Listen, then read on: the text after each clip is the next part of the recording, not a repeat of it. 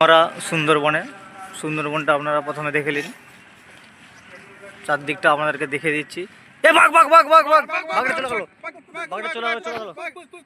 বাঘটা আপনাদেরকে জুম করে দেখাচ্ছি, আপনারা দেখতে পাচ্ছেন কিনা আমি জানি না। দেখুন, ওই দেখুন বাঘটা, ক্যামেরা ঠিক আসছে না, চলে গেল। যাই হোক,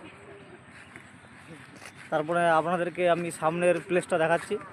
সঙ্গে আছে আমাদের আফসার দা, আমাদের হাবিদুল ভাগনা, বক্করি দা, ফান্টুস দা, অরূপ দা আমাদের আছে সঙ্গে। আমাকে তো আপনারা চিনেন, ম্যাক্স মুশারফ আছেন।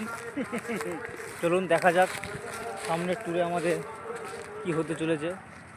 বাঘের সাথে মোকাবিলা করে আমরা অনেকটা বন চলে আসলাম গুটি গুটি পায়ে। সমুদ্র সন্ধানে আমরা আছি এখন। কোথায় সমুদ্র আমরা ঠিক সন্ধান পাচ্ছি না।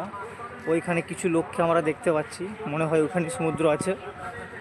তো দেখাই যাক। চারদিকটা খুব ভয়ানক, খুবই ঘন জঙ্গল, খুবই ঘন। এখানে আমাদের ছেলেগুলো সেলফিও উঠছে, কখনো তো আসেনি এসব বন, মানে কোনোদিনও জঙ্গল দেখেনি।